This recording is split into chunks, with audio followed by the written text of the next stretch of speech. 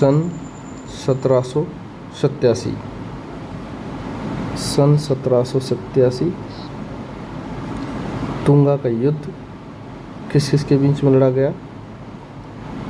जोधपुर के विजय सिंह, और इसका साथ दिया था इनका जयपुर के सवाई प्रताप सिंह ने। जयपुर के प्रताप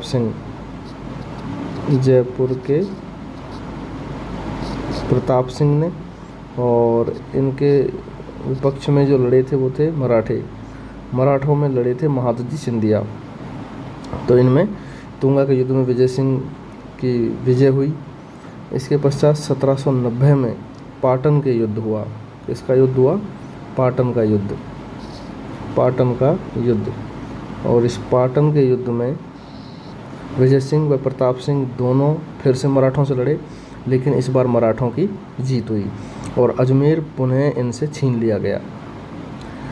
हमने इससे पहले पढ़ा था कि विजय सिंह ने मुंडकटी जयप्पा सिंधिया की हत्या करवाई थी खोखरों से, तो उसकी एवज में मराठों ने मुंडकटी यानी कि उनकी जो मृत्यु थी उसका हर्जाना लिया था अजमेर के रूप में। फिर तुंगा के युद्ध में विजय सिंह और प्रताप सिंह ने मिलकर मराठों को हरा दिया और अजमेर इनसे छीन लिया। फिर 1790 में तुंगा के युद्ध के 3 साल बाद पाटन के युद्ध में विजय सिंह और प्रताप सिंह दोनों मराठों से मिलकर लड़े थे, लेकिन हार गए और अजमेर इनसे पुनः छीन लिया गया। ये बहुत ही आप इम्पोर्टेंट मान सकते हो इनको। तुंगा का युद्ध पूछा जा चुका है असिस्टेंट प्रोफेसर एग्ज़ाम 2021 में, जो एग्ज़ाम मैंने दिया था। हालांकि इसमें मुझे इंटरव्यू कॉल नहीं हुआ था, 2 या 3 नंबर से मेरा इंटरव्यू कॉल रहा था इसमें। अब 2023 की असिस्टेंट प्रोफेसर में मैं इंटरव्यू दे रहा हूँ।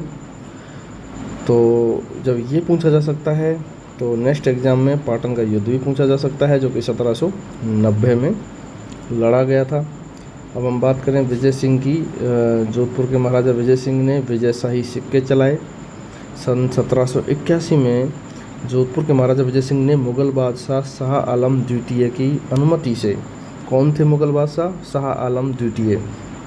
इनकी अनुमति लेकर जोधपुर में एक टकसाल स्थापित करी। क्या स्थापित की? एक टकसाल स्थापित की, ठीक है। और इन विजय सिंह की एक प्रेमिका थी, उसका नाम था गुलाब राय। उसका शासन पर बड़ा प्रभाव था। सामंतों ने उसकी हत्या करवा दी। एक हमारे बहुत प्रसिद्ध इतिहासकार हुए हैं श्यामलदास ददिवाड़िया, उनका बहुत ही प्रसिद्ध ग्रंथ है वीर विनोद श्यामलदास ददिवाड़िया जी का। इस ग्रंथ में विजय सिंह को जहांगीर का नमूना बताया गया है, और इनकी जो प्रेयसी थी गुलाब राय, उसको मारवाड़ की नूरजहां कहा गया है। अब हम बात करें इनके उत्तराधिकारियों की, तो इनके जो उत्तराधिकारी हुए वो, उसमें हम बात करें तो इनके पुत्र हुए, 2 पुत्र हुए इनके। एक हुए थे भौम सिंह और दूसरे पुत्र हुए इनके गुमान सिंह। इस भौम सिंह का पुत्र था भीम सिंह। कौन था? भीम सिंह। और इस गुमान सिंह दूसरे पुत्र का जो पुत्र था वो था मान सिंह। और ये मान सिंह विजय सिंह की प्रेयसी गुलाब राय का प्रिय था। तो हम आगे देखेंगे कि ये मान सिंह ही शासक बनेगा। गुलाब राय के प्रभाव में आकर विजय सिंह ने अपने पोते मान सिंह को अपना उत्तराधिकारी नियुक्त किया, लेकिन सामंतों के दबाव में आकर विजय सिंह ने मान सिंह के स्थान पर भीम सिंह को अपना उत्तराधिकारी बना लिया। यानी कि इसने अपने पोतों को, क्योंकि पुत्रों की जो उम्र थी वो ज़्यादा हो गई थी, ये शासन अपने छोड़ते नहीं थे जो राजा होते थे, तो इनके जो पोते थे उनमें से सामंतों ने भीम सिंह को अपना, सामंतों के दबाव में इन्होंने भीम सिंह को अपना उत्तराधिकारी बना लिया, जबकि इनका मन था वो मान सिंह को बनाने का था। अब हम भीम सिंह की बात करें। मारवाड़ के भीम सिंह राठौड़। शासनकाल रहा सन 1793 से 1803 तक। सन 1793 से 1803 तक भीम सिंह का शासनकाल रहा। और इस भीम सिंह की सगाई मेवाड़ के महाराणा भीम सिंह, देखो दोनों भीम सिंह हैं, लेकिन एक तरफ है मारवाड़ के भीम सिंह, और इनकी सगाई मेवाड़ के महाराणा भीम सिंह की पुत्री थी कृष्णा के साथ हुई। लेकिन शादी से पहले ही इन मारवाड़ के भीम सिंह की मृत्यु हो गई। तब कृष्णा की सगाई मेवाड़ के महाराणा भीम सिंह ने जयपुर के शासक जगत सिंह द्वितीय के साथ कर दी, जिसकी वजह से मारवाड़ और जयपुर के बीच एक विवाद उत्पन्न हुआ, जिसको कृष्णा कुमार विवाद के नाम से जाना जाता है। और बाद में इस कृष्णा कुमारी को जहर देकर मार दिया गया था, जिससे इसकी मृत्यु हो गई और विवाद शांत हुआ था। भीम सिंह ने अपने चचेरे भाई मान सिंह को जालौर के दुर्ग में घेर लिया, और इसी घेराव के दौरान ही भीम सिंह की मृत्यु हो गई थी 1803 में। अब हम बात करेंगे मान सिंह की, जिसको विजय सिंह अपना शासक, अपना उत्तराधिकारी बनाना चाहता था, लेकिन सामंतों के दबाव में आकर उसने भीम सिंह को उत्तराधिकारी बनाया। अब ये मान सिंह ऐसा शासनकाल चलता है सन 1803 से 1840 तक। मान सिंह नाथ संप्रदाय के गुरु देवनाथ की भविष्यवाणी व आशीर्वाद के चलते राजा बना था, इसलिए इसने नाथ संप्रदाय को संरक्षण प्रदान करते हुए नाथ संप्रदाय की प्रधान पीठ महामंदिर का निर्माण जोधपुर में करवाया। यानी कि देखा जाए नाथ संप्रदाय का प्रभाव किस जोधपुर के शासक पर था, तो मान सिंह पर था, और उसने उनके जो प्रधान पीठ है महामंदिर का निर्माण भी जोधपुर में करवाया। इसके अलावा सन 1807 में जब कृष्णा कुमारी विवाद हुआ, तो जयपुर के जगत सिंह द्वितीय को मान सिंह ने गंगोली युद्ध में युद्ध किया, लेकिन इस गंगोली युद्ध में इस मान सिंह की हार हुई। तो गंगोली युद्ध भी पूछा जाने वाला एक सवाल बन सकता है। गंगोली का युद्ध कब हुआ? सन 1807 में हुआ। देखा जाए, हम इस चीज़ को देखें थोड़ा सा कि गंगोली का युद्ध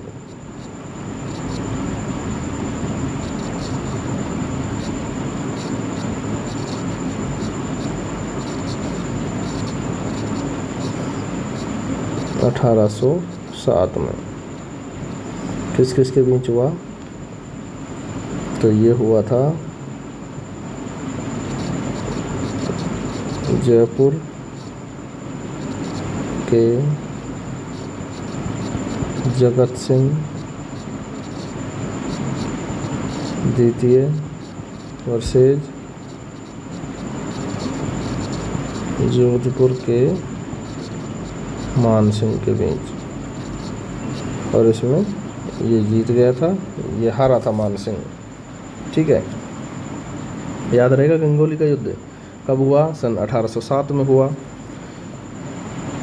और आगे हम बात करें मान सिंह की, तो 1818 में अंग्रेज़ों से संधि की।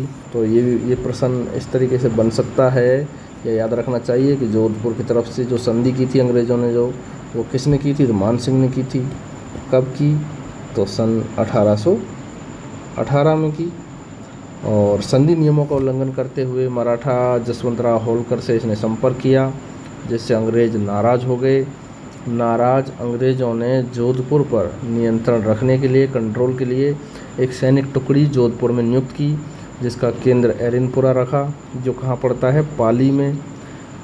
और इसका नाम रखा एरनपुरा छावनी। कब स्थापित की? 1835 में। इसका केंद्र रखा गया एरनपुरा पाली, और इसको पुकारा जाता था जोधपुर लीजियन के नाम से जाना जाता था। बहुत ही ज़्यादा इम्पोर्टेंट है जोधपुर लीजियन। ठीक है। कब स्थापना हुई जोधपुर लीजियन की? 1835 में। देखो, मान सिंह ने जीते जी अपना शासन अपने पुत्र छत्र सिंह को सौंप दिया था। मान सिंह के बाद में कौन था? छत्र सिंह।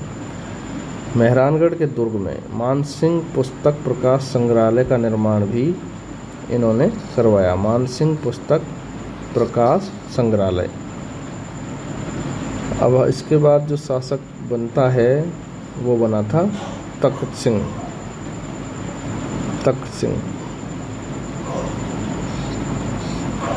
1843 में 40 में इसकी मृत्यु हो गई थी मान सिंह की। तो 3 साल तक शासन करने किया था इसके छत्र सिंह ने। फिर 1843 में मान सिंह क्या हो गया था, निसंतान मर गया था। तो ईडर के तखत सिंह यह क्या था, अजीत सिंह का वंशज था, जिसे ईडर से बुलाकर, कहाँ से बुलाया था, ईडर से बुलाकर अंग्रेजों ने शासक बनाया था।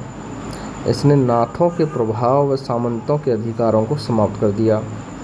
जो नाथों का प्रभाव मानसिंह के समय बढ़ा था उसको तखत सिंह ने समाप्त कर दिया और 1857 की क्रांति में इसने अंग्रेज़ों का साथ दिया। कौन था 1857 क्रांति के समय जोधपुर का शासक? तो तखत सिंह था और अंग्रेज़ों के साथ कुछ महत्वपूर्ण समझौते किए। रेल समझौता किया 1866 में, नमक समझौता किया 1870 में। किसने? तखत सिंह ने। 1870 में बैठक व्यवस्था को लेकर लॉर्ड मेयो के अजमेर दरबार को इसने बहिष्कार किया, जिससे नाराज होकर अंग्रेज़ों ने इसकी तोपों की सलामी को घटाकर 15 कर दिया।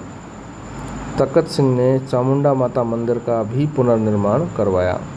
कुछ महत्वपूर्ण बातें थी तखत सिंह के बारे में। अब इससे आगे और इसमें देखा जाए तखत सिंह में तो ध्यान देने की जो बात है कि 1857 क्रांति के समय ये शासक था। ईडर से बुलाकर इसको अंग्रेज़ों ने शासक बनाया था। अंग्रेज़ों के साथ इसने रेल समझौता किया 1866 में, नमक समझौता किया 1870 में और लॉर्ड मेयो के अजमेर दरबार का इसने बहिष्कार किया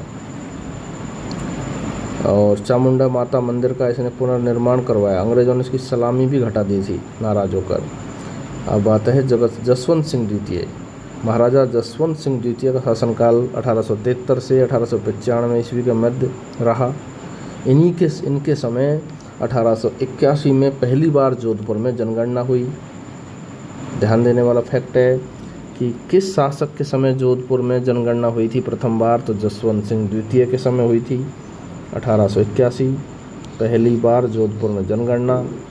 सन 1883 में इन्हीं के समय दयानंद सरस्वती जोधपुर आए, आर्य समाज की स्थापना की और जसवंत सिंह द्वितीय दयानंद सरस्वती को राय का बाग पैलेस में ठहराया था। जसवंत सिंह द्वितीय की प्रेमिका थी नन्ही जान। उस नन्ही जान की वजह से दयानंद सरस्वती ने भरी सभा में जसवंत सिंह का फटकार लगाई थी, क्योंकि जसवंत सिंह ज़्यादा ही मोहित थे नन्ही जान पर। तो उस अपमान का और उसका बदला लेने के लिए नन्ही जान ने अपने दयानंद सरस्वती महाराज को जहर दे दिया था, जिससे 30 अक्टूबर 1883 को अजमेर में दीपावली के दिन मृत्यु हो गई थी दयानंद सरस्वती की। किसकी मृत्यु? दयानंद सरस्वती की। 1885 में जसवंत सिंह द्वितीय के समय जोधपुर में बाल विवाह पर प्रतिबंध लगा और ऐसा करने वाली जोधपुर प्रथम रियासत थी बाल विवाह पर प्रतिबंध लगाने वाली। जसवंत सिंह द्वितीय ने अपने भाई सर प्रताप सिंह को अपना प्रधानमंत्री नियुक्त किया, जिसने जोधपुर में कायलाना झील का निर्माण किया। तो जोधपुर में कायलाना झील का निर्माण करवाने वाला कौन था? सर प्रताप सिंह जी थे। जसवंत सिंह द्वितीय के भाई। अब हम बात करेंगे जोधपुर के महाराजा सरदार सिंह जी। सन 1895 से 1911 तक इनका शासनकाल चला। 1899 में चीन के बक्सर में हुए विद्रोह को दबाने में इन्होंने अंग्रेज़ों का साथ दिया। चीन के बक्सर विद्रोह को दबाने कौन गया था? जोधपुर का शासक सरदार सिंह गए थे और राज चिन्ह में इसकी इन्होंने याद में अपने ध्वज में चाइना 1900 लिखवाया था। तो ऐसा शासक कौन था चाइना 1900 लिखवाने वाला? सरदार सिंह थे। ठीक है, सरदार सिंह जी। 1906 में अपने पिता जसवंत सिंह द्वितीय की याद में इन्होंने जसवंत थड़ा का निर्माण करवाया, जिसे राजस्थान का ताजमहल कहा जाता है। राजस्थान का ताजमहल कहा जाने वाला जसवंत थड़ा का निर्माण कब हुआ? 1906 में। किसने करवाया? सरदार सिंह जी ने। किसकी याद में? महाराज जसवंत सिंह द्वितीय की याद में। 1906 में जसवंत थड़ा बनवाया। 1910 में सरदार सिंह ने एडवर्ड रिलीफ फंड की स्थापना करवाई। गरीबों के लिए पेंशन देने का कार्य किया जाता था, जिसका सालाना व्यय था 29,000 रुपये।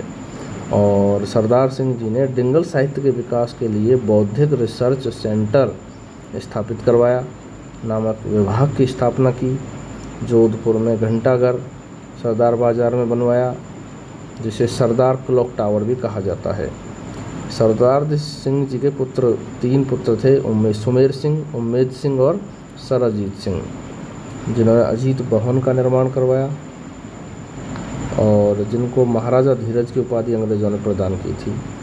तो हम बात करें सुमेर सिंह के बारे में। 1911 से 1918 का शासनकाल। सरदार सिंह जी के बड़े पुत्र थे। प्रथम विश्व युद्ध में अंग्रेज़ों की तरफ से फ्रांस के मोर्चे पर लड़े थे। जोधपुर का ऐसा कौन सा शासक था जो अंग्रेज़ों की तरफ से प्रथम विश्व युद्ध में फ्रांस के मोर्चे पर डटकर लड़ा? तो वो थे महाराजा सुमेर सिंह। है ध्यान देने वाली बात? बिल्कुल है। इनके पश्चात उम्मेद सिंह जी 1918 से 1943। उम्मेद सिंह जी अकाल राहत कार्यों के तहत जोधपुर में उम्मेद भवन पैलेस का निर्माण करवाया था। उम्मेद सिंह जी ने उम्मेद भवन पैलेस, जिसको कहा जाता है छीतर पैलेस भी, और क्षेत्रफल की दृष्टि से राजस्थान का सबसे बड़ा महल है छीतर पैलेस या उम्मेद भवन पैलेस। निर्माणकर्ता उम्मेद सिंह जी। उम्मेद सिंह जी ने विंडम अस्पताल बनवाया, जो कि वर्तमान में महात्मा गांधी अस्पताल के नाम से जाना जाता है। किसने निर्माण करवाया? उम्मेद सिंह जी ने विंडम अस्पताल। लंदन में हुए गोलमेज सम्मेलनों में अपने प्रतिनिधि जॉन विलियम यंग को भेजा था इन्होंने, और अपने भाई सर अजीत सिंह को इन्होंने प्रधानमंत्री नियुक्त किया। महाराजा धीरज की उपाधि सर अजीत सिंह को दी गई थी। 1927 में जोधपुर में अजीत भवन का निर्माण करवाया सर अजीत सिंह ने, जिसे भारत की प्रथम हेरिटेज होटल भी कहा जाता है। अब हम देखें हनुमंत सिंह, जोधपुर के राठौड़ वंश के अंतिम शासक हनुमंत सिंह। और एकीकरण के समय, जब राजस्थान का एकीकरण हुआ था, उस समय भी यही शासक थे, अंतिम शासक थे हनुमंत सिंह। देखो, जोधपुर के इतिहास की बात करें तो जोधपुर का इतिहास राव सिंहा से शुरू हुआ और हनुमंत सिंह तक ये कालक्रम चला। सबके बारे में हमने विस्तृत रूप से चर्चा की। और इस प्रकार जोधपुर के राठौड़ वंश, जोधपुर के राठौड़ वंश के इतिहास की मोटी मोटी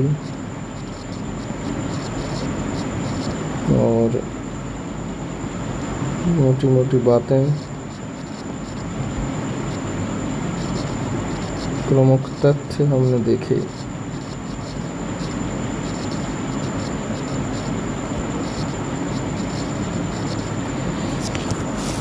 देखा जाए तो आरपीएससी द्वारा आयोजित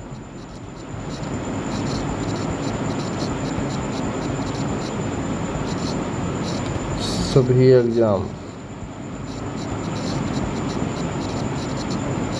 चाहे आरएस हो, चाहे असिस्टेंट प्रोफेसर हो, चाहे स्कूल लेक्चरर हो, चाहे सेकंड ग्रेड हो, चाहे थर्ड ग्रेड हो,